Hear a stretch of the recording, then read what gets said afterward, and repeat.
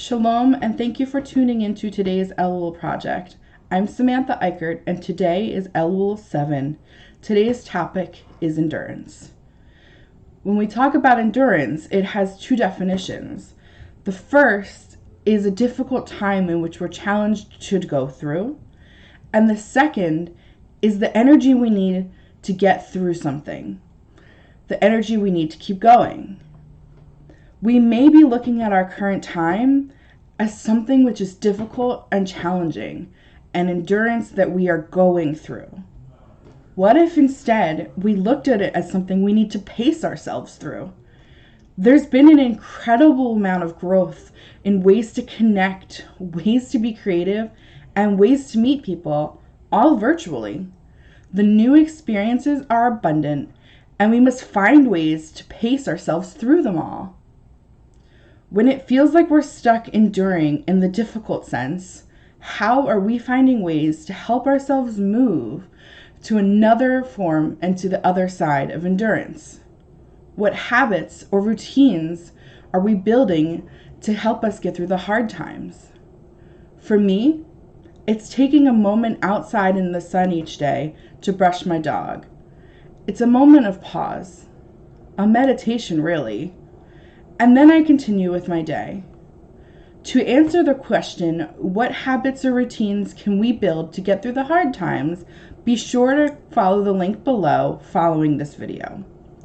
I'd like to conclude with today's reading, which talks about the importance of practicing endurance, an interpretation of Psalm 27:1, called Holding the Pose. In yoga, holding a pose often leads to trembling, breathing, and continuing the pose to build strength. I am reminded, feel no shame. Shaking is an indication of growth, not a sign of weakness. Over time, the shaking lessens and the stillness lengthens. And then it is time to move on to a different pose, a different encounter, and begin the cycle all over again. Shaking, I am like Job, who feels pachad, fear, in his bones. It's a quaking, churning, feeling sometimes noticeable to others, sometimes only to myself. Then I say, I am shaking, I'm afraid. Or maybe I've been shaken physically, emotionally, spiritually by an intense encounter. I breathe, I wait, the shaking stops, and the calm returns. I move again, but I am changed. This season is all about holding the pose.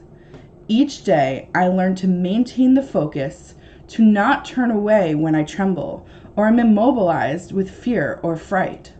Like yoga, this too takes practice. When I encounter the strength of life, will I tremble in fear? When I'm in the presence of light, will I be able to hold the pose of awe?